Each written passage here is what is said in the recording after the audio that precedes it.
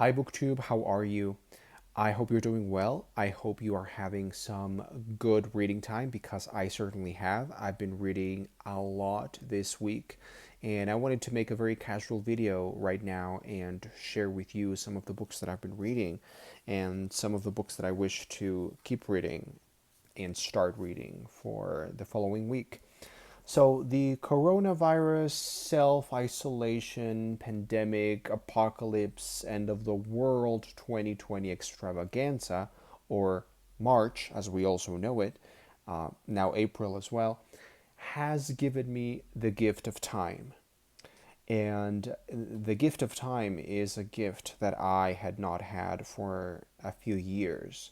So I am finding that while these are very anxiety filled times, at least I'm finding a lot of free time, and I'm really enjoying myself at the moment. I know I should feel guilty on some way for feeling so happy, but I am feeling very happy because of all the great books that I've read. So this week I finished reading Dos Velas para el Diablo. This is a Spanish novel. It is sort of young adult ish. It was maybe not the best thing in the world. It's not the best book that I've read in my life, but it was what it was, and it served its purpose. It is exactly what I needed, and when I picked it up, I sort of knew what I was getting into, and the book delivered. It delivered greatly.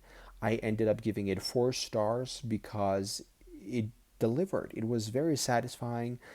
The writing really crackled, and it was a very propulsive, addictive read. I read this in a couple of sittings, and it just really got me into a very nice rhythm for reading. So I enjoyed it. It's maybe not a book that I would recommend because it's what it is. It's an adventure story about angels and demons, but I really enjoyed it. Then, okay, I started reading Palimpsest by Catherine M. Valente. Catherine M. Valente is a writer that I think very highly of because I have read The Girl Who Circumnavigated Fairyland twice. And I really, really love that book. I think it's an amazing book. I think in that book, she's a great writer and she has a great voice. And I've also read another book by her, which is I forget the title now, but it was a very strange little novella that I really enjoyed for all its whimsy and its craziness. It was very out there, but I really enjoyed it. And I don't know if I've read anything else by her, but she's an author that I really want to read more of her work. So I had some of her works on my shelves, and I decided I would try Palimpsest. Palimpsest has a very unique premise, and that's what drew me into it. Essentially, Palimpsest is about this magical city, Palimpsest, that you can only access if you have casual sex with someone who has been there and someone who is marked with a tattoo of the city on their skin. So the book has some beautiful imagery, some interesting landscapes and settings, and there's a lot of uh, coming into these beautiful, strange, bizarre worlds that Catherine M. Valente is so good at creating and painting. The book is also about these characters who are strange and they are dealing with different things in life. Some of them are experiencing loss of different kinds. And the book, because of its nature and its premise that I just told you about, is also erotic. It's filled with scenes of casual sex and people having sex, and that's pretty much the gist. So I started reading this, and by page 60, I stopped and I said, ugh, I really hope this writing style changes or develops or evolves into something else, or this I really needed this story to unfold.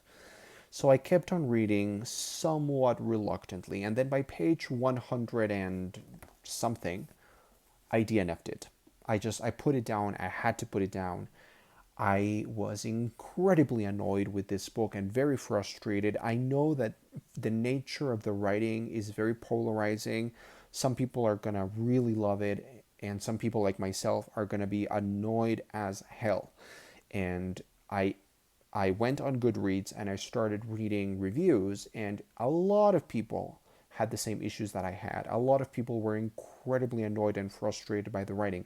The writing is exactly the kind of writing that I used to avoid, that I'm used to avoiding, because I don't like when an author is just so pretentious. She actually felt pretentious to me. And I, for one, don't find purple prose irritating necessarily, as long as it serves the story or the characters or the book in some way. But in this case, it just felt like the writing was showing off, and it was incredibly poetical and ridiculously beautiful in a way that really deterred from the story, and it became completely inaccessible. So by page 100 and whatever it is that I stopped reading at, I said to myself, could I really make a synopsis for what has happened so far? And I couldn't. I really, really couldn't. I couldn't even really imagine the world of Palimpsest, which is, it's sort of a mixture between Neverwhere by Neil Gaiman and The Neverending Story, but slightly darker and nastier. And I just didn't like the way that it was handled, the way that it was executed. So I DNF'd it, and I think I will give it away, because it's in the nature of this writing that some people will like it and some people, like myself, will just hate it. So I really, really didn't like it. So then I decided I needed to read something that would cleanse my palate, something light, funny, and quirky, and just something lovely, something that I could enjoy, because this book was anything but enjoyable.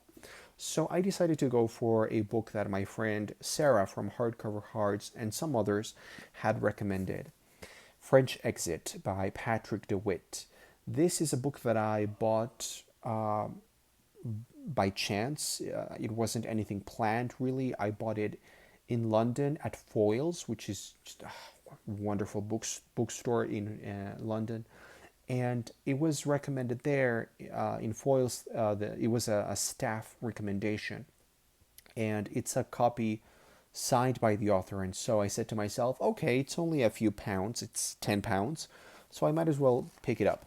So I picked it up, I started reading it, and by page 3, I put it down and I smiled and I looked at my reflection in the mirror. This is very metaphorical. I'm very dramatic right now.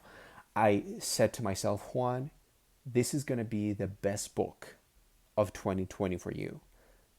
And the book not only delivered, the book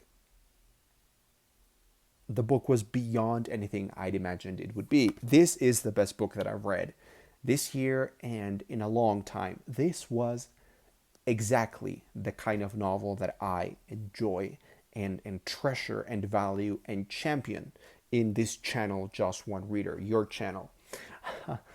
This was such a delightful read. I want to say more about it in my upcoming wrap up for the month of April.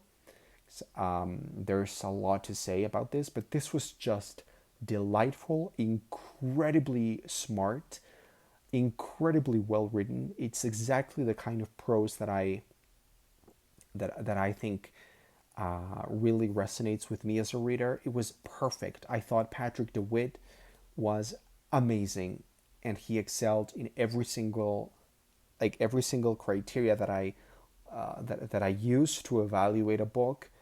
He excelled, and he showed me enjoyment, but also pathos and gravitas and drama. It was also a very loving kind of book, and it's a satire, and I love a good satire. So this book, incredible, 5 out of 5 stars.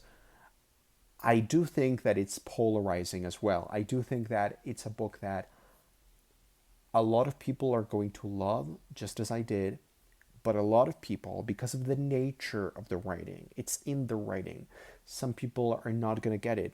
They're not going to get the humor. Humor is an incredibly difficult thing to do, and it is incredibly subjective. Even if it is well done, that doesn't mean that every reader out there will get it. But it resonated with me because I love many of the things that DeWitt is using or referencing here, like Evelyn Waugh and P.G. Woodhouse, very strong, biting, snarky, ridiculous, and bizarre and implausible things. So yeah, I could rave and rave about that book. And then I am currently reading Florence and Giles by John Harding.